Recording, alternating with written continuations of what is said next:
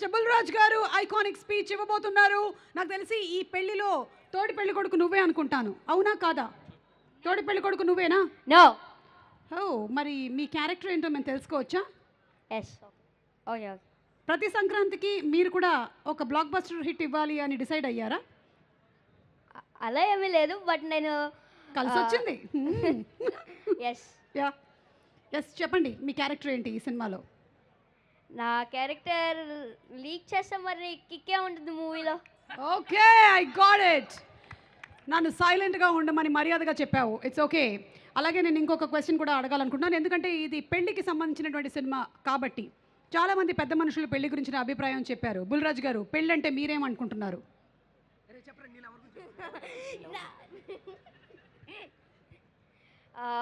పెళ్ళంటే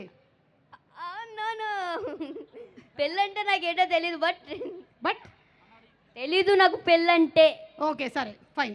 అయితే నువ్వు ఏదైతే చెప్పాలనుకుంటున్నావో అది చెప్పు. చెప్పాలనుకుంటుంది పెళ్ళంటే మీ అమ్మ నాన్న చేసుకున్నదేరా పెళ్ళి. ఎస్, అది ఓకే, డన్. మీరేంటి చెప్పాలనుకుంటున్నారు? స్పీచ్ చెప్పండి మీది. యా.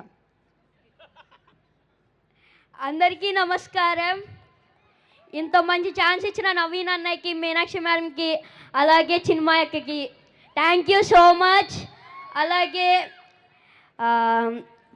అలాగే నన్ను మనమందరం నవ్వడం కోసం నవీన్ అన్న చాలా హార్డ్ వర్క్ చేశాడు. అలాగే సితారా ఎంటర్టైన్మెంట్స్కి నా స్పెషల్ థ్యాంక్స్. అలాగే క్యాస్ట్ అండ్ క్రూ వర్క్ చేసిన అందరికీ, డిఓపి గారికి, అలాగే మారీ గారికి. మారీ గారు చాలా మంచి డైరెక్టర్ తెలుసా, చాలా funny.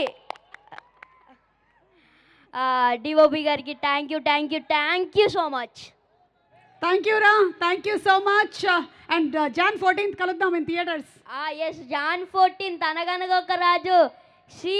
Please super duper hit చేస్తారు అనుకుంటున్నా, మొన్న సంక్రాంతికి వస్తున్నాం లాగా.